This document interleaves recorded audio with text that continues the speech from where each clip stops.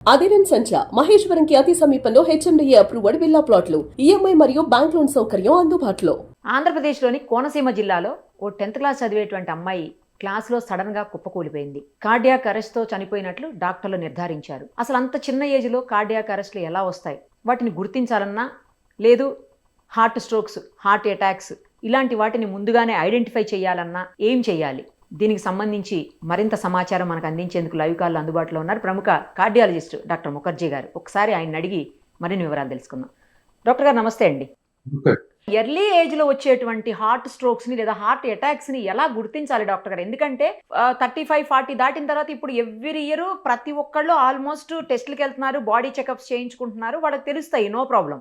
కానీ చిన్న పిల్లల్లో ఎందుకు మనం చేయించం కదా? జనరల్గా ఎవరు కూడా చిన్న పిల్లలకి ఆ టెస్టులు అనేవి రెగ్యులర్గా చేపియ్యరు. అసలు మనం ఈ మధ్యకాలంలో 12 years పాప బస్సులో పడిపోయింది చూసాము. ఇప్పుడు ఈ అమ్మాయి 10th క్లాస్ అంటే 15-16 years ఏజ్. తర్వాత 10 years పాప చనిపోయింది, అవి చూసాము. చాలా చిన్న చిన్న పిల్లలు చనిపోతున్నాయి, రెగ్యులర్గా చూస్తున్నాం సార్. మనం వీటన్నిటిని ఎలాగా కంట్రోల్ చేయగలగాలి? అసలు ఎలా వాటిని ఫస్ట్ మనం ఐడెంటిఫై చేయాలి? అంటే ఫస్ట్ దానికన్నా ముందు క్లారిఫికేషన్ ఏంటంటే, ఈ అమ్మాయి చనిపోయింది హార్ట్ అటాక్ తో లేకపోతే హార్ట్ స్ట్రోక్ తో అని అంటాం మనకి ఇంకా కంప్లీట్ గా తెలియదండి.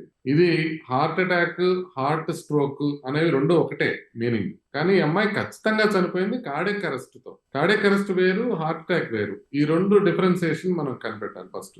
జనరల్ గా మనం అనేటప్పుడు నార్మల్ కామన్ వర్డ్స్ లో హార్ట్ అటాక్ తో చనిపోయారు, హార్ట్ స్ట్రోక్ తో చనిపోయారు, కార్డియాక్ అరెస్ట్ అనే మాట జనరల్ గా ప్రొఫెషనల్స్ యూజ్ చేస్తారు కదా సార్. నార్మల్ విలేజెస్ లో అక్కడ కూడా యూజ్ చేయరు. గుండె నొప్పితో చనిపోయారంట, గుండె ఆగిపోయిందంట, ఇలాగే మాట్లాడతారు జనరల్ గా. అంటే ఈ రెండింటికి వ్యత్యాసం తెలిస్తే మనకి కన్ఫ్యూజన్. ఎందుకంటే కార్డియాక్ అరెస్ట్ అనేది మెడికల్ టర్మ్ అని కాదు, అంటే మీనింగ్ లో కూడా డిఫరెన్స్ ఉంది. ఇప్పుడు మామూలుగా బ్రెయిన్ స్ట్రోక్ అంటారు, ఇక్కడ మామూలుగా హార్ట్ స్ట్రోక్ ని కూడా స్ట్రోక్ అంటుంటారు మనం బయట కలెక్టివ్గా. అది మీనింగ్ డిఫరెన్స్ కాదు, జస్ట్ మాట డిఫరెన్స్. ఇది అట్లా కాదు, మీనింగ్. అందుకని మనం తెలుసుకోవాలి దీని గురించి. ఎందుకంటే మన గుండెపోటు లేకపోతే హార్ట్ స్ట్రోక్ తో చనిపోయింది అని అంటే అర్థం ఏంటంటే, హార్ట్ స్ట్రోక్ అంటే గుండె రక్తనాళాల్లో ఒక రక్తనాళం కంప్లీట్ గా మూసుకుపోవటం వల్ల ఆ గుండె కండరం డ్యామేజ్ అవటాన్ని గుండెపోటు అంటారు. దానివల్ల ఛాతి నొప్పి రావడం ఇట్లాంటివి జరుగుతాయి. ఇది మనకి కొలెస్ట్రాల్ వలన లేదా బీపీ షుగర్ల వలన ఇట్లా వచ్చే ప్రాబ్లం ఇది హార్ట్ అటాక్ అని. సో అట్లా కాకుండా ఏదైనా కారణం చేత, ఇప్పుడు ఏమి రక్తనాళాల్లో ఏం మూసుకుపోలేదు, బట్ ఏదైనా కారణం చేత గుండె సడన్ గా ఆగిపోయింది అనుకోండి, ఇది కార్డియాక్ అరెస్ట్. ఇప్పుడు గుండెపోటు కూడా కార్డియాక్ అరెస్ట్ కి ఒక కారణమే. అంటే గుండెపోటు వచ్చిన మొదటి గంటల్లో సడన్ గా కార్డియాక్ అరెస్ట్ వచ్చే అవకాశం కూడా ఉంటుంది. అయితే ఈ కార్డియాక్ అరెస్ట్ అనేది గుండెపోటు వలన కాదా అనేది ఫస్ట్ మనం నిర్ధారించుకుంటే ఆ తర్వాత మనం దాని ముందుకు వెళ్ళొచ్చు అన్నమాట. ఎందుకంటే ఇప్పుడు మీరు 50 ఏళ్ళ వాళ్ళు, 40 ఏళ్ళ వాళ్ళు, వీళ్ళు సడన్ గా కొలాప్స్ అయ్యారంటే వాళ్ళకి కార్డియాక్ అరెస్ట్ గుండెపోటు వల్ల వచ్చే అవకాశం చాలా ఎక్కువగా. 15 ఏళ్ళ అమ్మాయి సడన్ గా మరణించడం అని అంటే గుండెపోటు వల్ల కాదు, గుండె ఆగిపోయింది, కానీ ఆ గుండె ప్రాబ్లంతో కాదని. అంటే ఇప్పుడు మీరు అర్థం చేసుకోవాల్సింది ఏంటంటే, గుండె పోటు అనేది మనకి ఎక్కడైతే కొలెస్ట్రాల్ వల్ల వస్తుందో ఆ గుండె పోటు రాలేదు ఈమెకి, కానీ గుండె ఆగిపోయింది. మరి ఎందుకు ఆగిపోతుంది, సడన్ గా ఎందుకు ఆగిపోతుంది అన్నది నెక్స్ట్ క్వశ్చన్ వస్తుంది. ఎందుకు ఆగిపోతుంది అంటే కొన్ని ఛానలోపతీస్ అని కొన్ని డిసీజెస్ ఉంటాయి, అవి ఈజీగా బయటపడవు. ముందుగా నొప్పి రావడం కానీ ఇట్లాంటివి ఉండవు దాంట్లో. ఈ డిసీజెస్ బయటపడవా సార్? అవి ఏ టెస్టులు చేసినా బయటపడవా? టెస్టుల్లో బయటపడతాయి. అంటే మనం ఈజీగా ఈసీజీ ఎక్కువ చేస్తే చాలా వరకు బయటపడతాయి. ఈ జబ్బుల్ని హైపర్ట్రోఫిక్ అబ్స్ట్రక్టివ్ కార్డియోమైపతి అని, అరిథమోజెనిక్ రైట్ వెంట్రికులర్ డిస్ప్లేసియా అని, లాంగ్ క్యూటీ సిండ్రోమ్ అని, షార్ట్ క్యూటీ సిండ్రోమ్ అని, బ్రుగాడా సిండ్రోమ్ అని, సిపివిటి అని, anomalous coronary artery from pulmonary artery అని, ఇట్లా చాలా రకాలు ఉంటాయి. ఇవన్నీ కూడా మనం యూజువల్ గా ఈసీజీ 2D ఎక్కువ చేసేస్తే కొంత మేరకు అవి బయటపడే అవకాశం ఉంటుంది. కాకపోతే మీరు ఒక్కసారి ఆలోచించండి, మనం ఉండే అవకాశం మిలియన్లో ఒకరికి ఉందని, 10 లక్షల మందిలో ఒకరికి ఇట్లా ప్రాబ్లం వచ్చే అవకాశం ఉందనుకోండి. పిల్లలందరికీ టెస్టులు చేయాలంటే ఎంత కష్టం చెప్పండి, ఎంత ఖర్చుతో కూడుకున్న విషయం చెప్పండి. అందుకే కమ్యూనిటీ లెవెల్లో డాక్టర్లు కానీ ప్రొఫెషనల్ బాడీస్ కానీ అందరికీ ఇవి చెయ్యాలి అనేది ఎవరు చెప్పరు.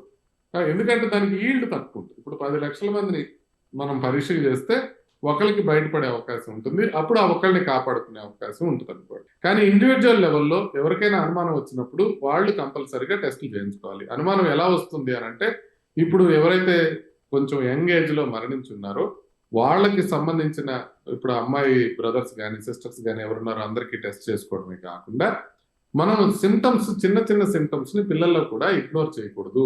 ఆ సిమ్టమ్స్ ఏంటి అని అంటే సడన్ గా కళ్ళు తిరగటం కానివ్వండి, సడన్ గా కళ్ళు తిరిగి పడిపోవటం కానివ్వండి, గుండె దడగా అనిపించడం కానివ్వండి, గుండె వేగంగా కొట్టుకున్నట్టు అనిపించడం కానివ్వండి, మెట్లు ఎక్కినప్పుడు ఆయాసం రావటం కానివ్వండి, ఇలాంటి సమస్యలు గనక పిల్లల్లో ఉన్నట్లయితే, ఎస్పెషల్లీ కళ్ళు తిరిగి పడిపోవడం అనే సమస్య గనక ఎప్పుడన్నా ఉన్నట్లయితే వాళ్ళు ఇమ్మీడియట్ గా టెస్టులు చేయించుకోవాలి. అందరికీ టెస్టులు చేయడం సాధ్యం కాదు కాబట్టి ఇది చెప్తున్నాం. బట్ ఎవరికైతే అనుమానం ఉందో వాళ్ళు టెస్ట్ చేయించుకుంటే ఇది కొంత మేరకు బయటపడిపోయే అవకాశం ఉంటుంది. But majority of the people ఎవరైతే టెస్టింగ్ చేయించుకుంటారో భయపడి వాళ్ళందరూ నార్మలే. ఎందుకంటే ఇది రేర్ కండిషన్ కాదు. ప్రైమరీగా కనిపించే సిమ్టమ్ అయితే కళ్ళు తిరగటమేనా సార్? కళ్ళు తిరగటం, కళ్ళు తిరిగి పడిపోవడం అనే సిమ్టమ్ ఒకటి. అది కాకుండా మిగతా సిమ్టమ్స్ కూడా ఉంటాయి. అంటే ఆయాసం రావటం, గుండె దడ రావటం, లేకపోతే రేర్ గా ఛాతీలో నొప్పి రావటం. ఛాతీ నొప్పి పరిగెట్టినా ఏదన్నా ఆడినా అలాంటప్పుడు అలసిపోవటమా సార్? ఎక్సర్సైజ్ తో పాటు మనకి కళ్ళు తిరుగుతున్నా, ఎక్సర్సైజ్ తో దడ వచ్చినా, ఇట్లాంటివి ఎక్సర్సైజ్ తో ఆయాసం ఎక్కువ వస్తున్నా, అట్లాంటివి ఉన్నప్పుడు మనం ఒక్కసారి పరీక్ష చేసుకుంటే సరిపోతుంది. వాటిలో ముఖ్యంగా గుండె దడదడా కొట్టుకోవడం కానీ, సడన్ గా వేగంగా కొట్టుకోవడం కానీ, సడన్ గా కళ్ళు తిరిగి పడిపోవడం కానీ, ఈ 2 సిమ్టమ్స్ ఉన్నప్పుడు అయితే మాత్రం ఒక్కసారి పిల్లలకి పరీక్షలు చేయించడం మంచిది. ఫ్యామిలీ హిస్టరీ ఉన్నప్పుడు కూడా జాగ్రత్తలు తీసుకోవాల్సిన అవసరం ఉంటుందా డాక్టర్ గారు? దానికి దీనికి ఏం సంబంధం లేదా? లేదు. ఫస్ట్ అదే ఇంపార్టెంట్. మనం అనుకుంది ఏంటంటే ఇప్పుడు ఈ అమ్మాయి చనిపోయింది, వీళ్ళ సిబ్లింగ్ కి ఇమీడియట్ గా మనం టెస్టులు చేయించాలి అని చెప్తున్నాను. అదే విధంగా ఎవరైనా సరే ఫ్యామిలీ హిస్టరీ ఉంది, హార్ట్ ప్రాబ్లం ఉంది ఫ్యామిలీలో అంటే వాళ్ళందరూ కంపల్సరిగా టెస్టులు చేయించుకోవాల్సిన అవసరం ఉంటుంది. ఈసీజీ ఎక్కువ అనే దాంట్లో మెజారిటీ తెలిసిపోతుంది. ఒకవేళ అవసరమైతే కార్డియాక్ ఎంఆర్ఐ కానీ, జెనెటిక్ టెస్టింగ్ కానీ, ఇట్లాంటి అడ్వాన్స్డ్ టెస్టులు కూడా చేయించాల్సిన అవసరం రావచ్చు.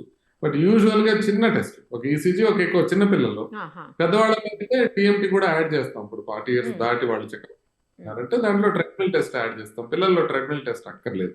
జస్ట్ కేవలం ఈసీజీ ఒకటి, ఎక్కువ ఒకటి, సింపుల్ గా వాళ్ళకి ఏమి ఇబ్బంది ఉండకూడదు, ఈజీగా చెక్ చేసుకోవచ్చు.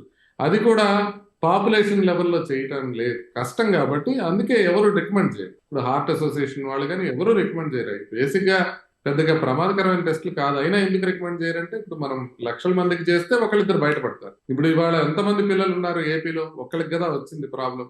అంటే ఎన్నో లక్షల మంది, కోట్ల మంది ఉంటే వాళ్ళల్లో ఒకళ్ళకి ప్రాబ్లం వస్తుంది అని అంటే అది నివారించడానికి వీళ్ళందరికీ టెస్టులు చేయాలా? టెస్టులు చేసినప్పుడు ఏదైనా చిన్నది వేరేది బయటపడితే వాళ్ళు టెన్షన్ గురవుతారు కదా, దానివల్ల అనవసరమైన టెస్టింగ్ ఇంకా ఎక్కువ అవుతుంది కదా అని చెప్పి ప్రొఫెషనల్ బాడీస్ ఏవి రొటీన్ టెస్టింగ్ కి రికమెండ్ చేయవు. ఇప్పుడు ఒకవేళ టెస్టుల్లో ఏదైనా ప్రాబ్లమ్, సిమ్టమ్ ఏదైనా బయటపడింది అనుకోండి డాక్టర్ గారు, దానికి పూర్తి స్థాయిలో ట్రీట్మెంట్ ఉంటుందా? క్యూరబులేనా? అది క్యూరబుల్ కాదు కానీ కంట్రోలబుల్ అన్నమాట. అంటే ఇట్లాంటి కొన్ని రిథమ్ డిస్టర్బెన్సెస్ వచ్చేవి అవకాశం ఉంటుంది. ఇట్లా సడన్ గా కొలాప్స్ అయ్యే అవకాశం ఉన్న వాళ్ళకి ఐసిడి అనే ఒక పేస్ మేకర్ ఉంటుంది. ఆ పేస్ మేకర్ నార్మల్ గా ఏం చేసి ఉండాల్సింది, ఇప్పుడు ఇమీడియట్ గా కొలాప్స్ అయింది కాబట్టి టీచర్లు ఇమీడియట్ గా కొంత మేరకు సిపిఆర్ చేసినట్లయితే సర్వైవల్ ఛాన్స్ బెటర్ గా ఉంది. సో మీరు అందులో ఉన్నారనుకోండి, హాస్పిటల్లో ఇమీడియట్ గా ఏం చేస్తారు, ఒక డీసీ షాక్ ఇచ్చి కాపాడతారు. అంటే షాక్ ఇచ్చినప్పుడు మనం కాపాడతాం కాబట్టి అదే షాక్ మనం వాళ్ళు స్కూల్లో ఉన్నప్పుడు కానీ, బాత్రూమ్ లో ఉన్నప్పుడు కానీ ఇవ్వలేం కాబట్టి వాళ్ళకి ఐసిడి పేస్ మేకర్ లాంటిది ఉంటుంది. ఆ పేస్ మేకర్ లాంటిది అమర్చినప్పుడు వాళ్ళకి అది ఇబ్బంది లేకుండా ఉంటుంది. అంటే సడన్ గా కూడా అది షాక్ ఇచ్చి కాపాడుకుంటుంది. డాక్టర్ గారు ఫైనల్ గా ఒకటి చెప్పండి. ఇప్పుడు మార్నింగ్ 4 o'clock నుంచి మార్నింగ్ 10, అంటే ఎర్లీ మార్నింగ్ 4 నుంచి మార్నింగ్ 10 AM మధ్యలో ఎక్కువగా హార్ట్ స్ట్రోక్స్ లేదా హార్ట్ అటాక్స్ లేదా కార్డియాక్ అరెస్ట్లు అవుతాయని అంటుంటారు. అది నిజమా? ఎందుకలా? ఖచ్చితంగా నిజమండి. ఎందుకనంటే మార్నింగ్ మనకి కౌంటర్ రెగ్యులేటరీ హార్మోన్స్ ఇమీడియట్ గా ఎక్కువ అవుతాయి. అంటే ఇప్పుడు మనం పొద్దునే విశ్రాంతి తీసుకున్నప్పుడు బీపీ చాలా తక్కువ ఉంటుంది, పల్స్ రేట్ చాలా తక్కువ ఉంటుంది. అంటే బీపీ నార్మల్ గా 90/70 ఉండాలి. నైట్ టైం నిద్రపోయేటప్పుడు అంత తక్కువ ఉంటుంది. హార్ట్ రేట్ కూడా తక్కువ ఉంటుంది. అంటే పొద్దున్న లేచి మనం యాక్టివిటీలోకి వెళ్ళేటప్పుడు బాడీ మనని ప్రిపేర్ చేసే విధంగా కొన్ని రకాల హార్మోన్స్ సెక్రెట్ అవుతాయి. ఆ హార్మోన్స్ లో మనకి స్ట్రెస్ హార్మోన్స్ కూడా ఉంటాయి. వీటి వలన బీపీ సడన్ గా పెరగడం, హార్ట్ రేట్ సడన్ గా పెరగడం, గుండె సడన్ గా వేగంగా కొట్టుకోవడం, ఇవన్నీ జరుగుతాయి. సో ఇవి జరిగినప్పుడు మనకి సడన్ గా గుండెపోటు, ఆల్రెడీ ప్రాబ్లం ఉన్న వాళ్ళకి, ప్రాబ్లం లేని వాళ్ళకి ఏం కాదు, సహజంగా బట్ ఆల్రెడీ లోపల బ్లాక్స్ ఉన్నాయనుకోండి, అది కూడా 90% బ్లాక్స్ ఉన్నాయనుకోండి, సడన్ గా బీపీ షూట్ అవటము, సడన్ గా మనకి పల్స్ రేట్ ఎక్కువ అవడము, హార్ట్ వేగంగా కొట్టుకోవడం, ఇది జరిగినప్పుడు సడన్ గా అటాక్ వచ్చే అవకాశం ఉంటుంది. అందుకనే ఎర్లీ మార్నింగ్ వీళ్ళకి వచ్చే అవకాశం ఉంటుంది. దాన్ని ప్రివెంట్ చేయడానికి మనం ఎర్లీ మార్నింగ్ లేవకుండా ఉండటము, ఎర్లీ మార్నింగ్ స్లోగా లేవడము ఈ కాదు మనం చేయాల్సింది. రెగ్యులర్ గా చెకప్ చేయించుకొని ఆ ప్రాబ్లం లేకుండా ముందే చూసుకున్నట్లయితే ఈ ప్రాబ్లం రాకుండా. అందుకని లేచేటప్పుడు మనం కొత్తగా జాగ్రత్తలు తీసుకునేది లేదు. కాదు లేచేటప్పుడు సడన్ గా కళ్ళు తిరిగి పడిపోతుంటే వాళ్ళు మాత్రం కొంచెం గిడ్డినెస్ రాకుండా లేచి కొద్దిసేపు కూర్చొని ఆ తర్వాత లేచి నడవటం అనేది మంచిది. చాలా మంది డాక్టర్ గారు ఎర్లీ మార్నింగ్ వాష్రూమ్స్లో లేదా బాత్రూమ్స్లో చనిపోతూ ఉంటారు, ఎస్పెషల్లీ మగవాళ్ళు. ఎందుకలా? అవునండి. ఎర్లీ మార్నింగే మనకి హార్మోన్స్ ప్రభావంతో కొంత గుండె వేగం అది పెరుగుతుందని తెలుస్తుంది కదా!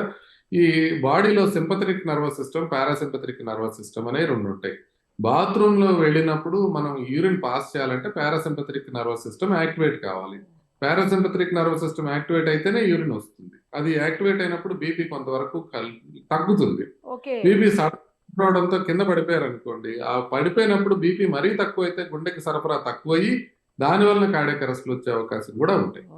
సో అందుకోసమని ఇలా జరుగుతుంది. ఎస్పెషల్లీ మగవాళ్ళలోనే ఎందుకు డాక్టర్ గారు? ఎక్కువ మగవాళ్ళకే వస్తాయి కదా ఇలా ఎక్కువ. ఏమనుకున్నాం, వెనకాల ప్రాబ్లం ఉంటేనే ఆల్రెడీ ఇలాంటి జరిగే అవకాశం ఉంటుంది, లేకపోతే జరగదని అనుకుంటున్నాం. అట్లా మేల్ ఫీమేల్ అని ఏం లేదు. యూజువల్ గా మగవాళ్ళలోనే హార్ట్ ప్రాబ్లమ్స్ ఎక్కువ ఉంటాయి కాబట్టి ఇది మగవాళ్ళలోనే ఎక్కువ జరుగుతుంది. అది కూడా ప్రొడక్టివ్ ఏజ్ లో జరిగేది మగవాళ్ళకి. అంటే మగవాళ్ళకి తొందరగా వస్తాయి, ఆడవాళ్ళకి మెనోపాజ్ వరకు ఈస్ట్రోజన్ వల్ల ప్రొటెక్షన్ ఉంటుంది. సో అందుకని మగవాళ్ళకి ఒక 10 ఏళ్ళ ముందు వస్తాయి. అందుకని ప్రొడక్టివ్ ఏజ్ లో ఉండి సడన్ గా చనిపోతున్నప్పుడు, ఫర్ ఎగ్జాంపుల్ ఒక 65 ఇయర్ ఓల్డ్ లేకపోతే 85 ఇయర్ ఓల్డ్ లేడీ ఈ ప్రాబ్లం కూడా ఏం ఇబ్బంది కాదు. ఇది మగవాళ్ళలో ఎక్కువగా కనపడుతుంది. దాంతోపాటు యూరిన్ పాస్ చేసేటప్పుడు కూడా పారాసింపథెటిక్ నర్వస్ సిస్టమ్ మగవాళ్ళలో ఎక్కువ యాక్టివేట్. సో దానివల్ల ప్రాబ్లమ్స్ ఎక్కువ వస్తాయి. చాలా మంచి ఇన్ఫర్మేషన్ ఇచ్చారు డాక్టర్ గారు. చాలా బిజీ ఉన్నారు మీరు పేషెంట్స్ తోటి, అయినా కూడా అడగగానే ఇట్లా అవేర్నెస్ కోసం అని చెప్పేసి మీరు ఒక వీడియో చేద్దాం సార్ అని అడగగానే ఇచ్చినందుకు చాలా చాలా thanks sir. Thank you so much. మరిన్ని అప్డేట్స్ కోసం నిరుపమ సుమన్ టీవీ ఇన్స్టా పేజ్ని ఫాలో చేయండి. సుమన్ టీవీలో మీ పర్సనల్ అండ్ బిజినెస్ ప్రమోషన్స్ కోసం కింది నెంబర్కి కాంటాక్ట్ చేయండి.